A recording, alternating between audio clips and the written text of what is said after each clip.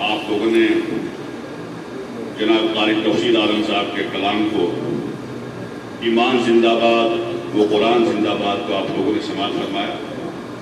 ایک شاعر نے کہا ہے کہ وہ معزز تھے دنیا میں مسلمان ہو کر، وہ معزز تھے دنیا میں مسلمان ہو کر، اور ہم خوار ہوئے تارک قرآن ہو کر۔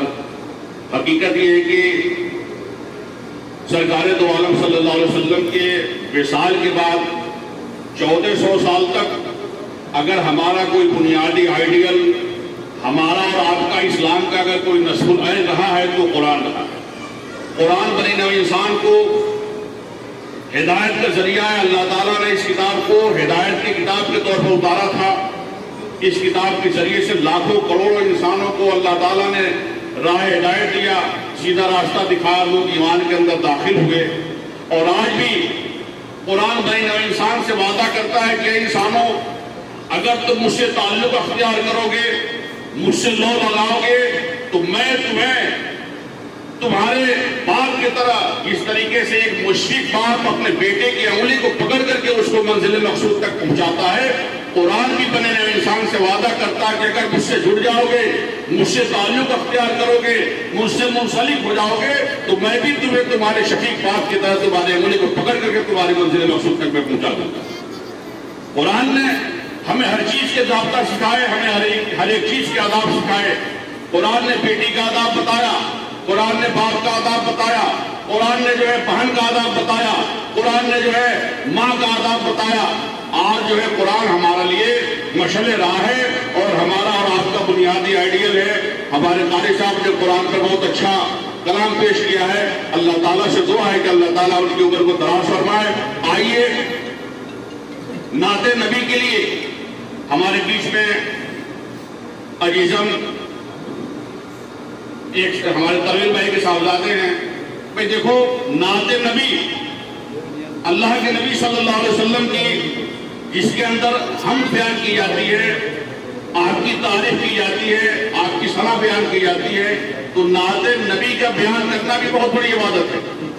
حضرت ملا جامع رحمۃ اللہ علیہ بہت بڑے شاعر تھے، اللہ کے نبی صلی اللہ علیہ وسلم کے شان میں منقبت لکھا کرتے تھے، نعت نبی لکھا کرتے تھے، اور اتنے اللہ کے نبی کے اتنے بڑے عاشق تھے، اتنے بڑے عاشق تھے، جب انہوں نے ایک نعت لکھی حضرت ملا جامع نے، تو ان کے دل کے اندر ارادہ ہوا کہ اس نعت نبی کو سرکار دو عالم صلی اللہ علیہ وسلم کے روضے مقدس پہ پہنچ کر کے اور سرکار دو عالم صلی اللہ علیہ وسلم کے مزار مقدس کے سامنے نعت نبی کو پڑھا جائے۔ اللہ کے نبی کے اتنے شہدائی تھے، اتنے بڑے عاشق تھے کہ مدینہ کے جو گورنر تھے، ان گورنر کو اللہ کے نبی صلی اللہ علیہ وسلم کی زیارت ہوئی خواب کے اندر، اور گورنر کو اللہ کے نبی نے فرمایا کہ گورنر، کل میرے مزار پر اس شکل و صورت کا، اس شباہت کا ایک آدمی آئے گا، اس کو میرے مزار تک نہ آنے دیا جائے۔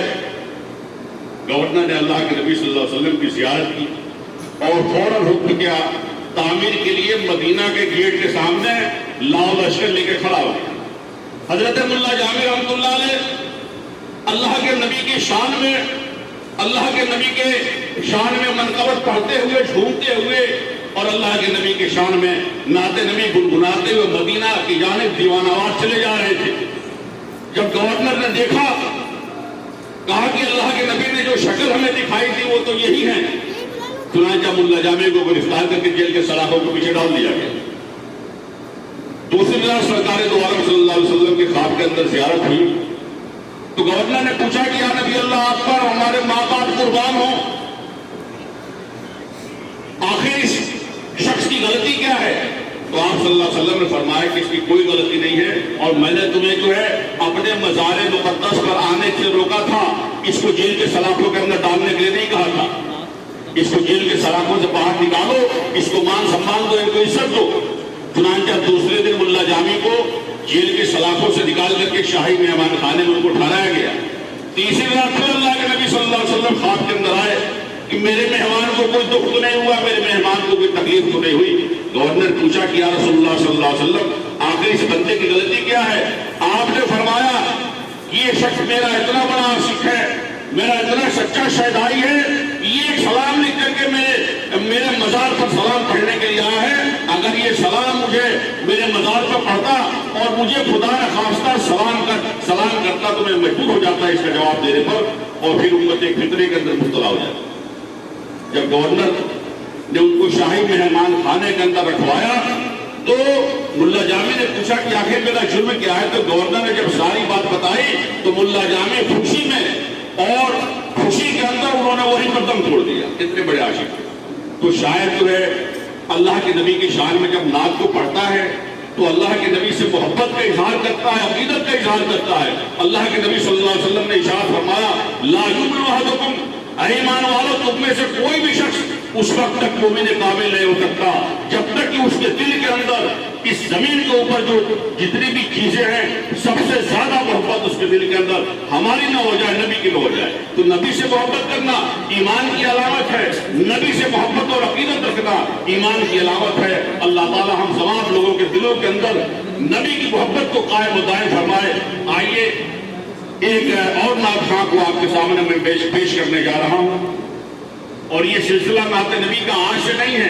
اللہ کے نبی صلی اللہ علیہ وسلم کے شان میں، اللہ کے نبی صلی اللہ علیہ وسلم کے شان میں منقبت، چاہے وہ نظم کی شکل میں ہو چاہے وہ نثر کی شکل میں ہو، ایک محتاط اندازے کے مطابق لگ بھگ 2 لاکھ کتابیں اللہ کے نبی صلی اللہ علیہ وسلم کی تاریخ میں لکھی گئی۔ پھر بھی شیخ شادی نے کہا ہے کہ لا یمکن الثناء کما کان حقہ، بعد از خدا بزرگ تو ایک قصہ مختصر۔ آئیے پروگرام کو آگے بڑھاتے ہوئے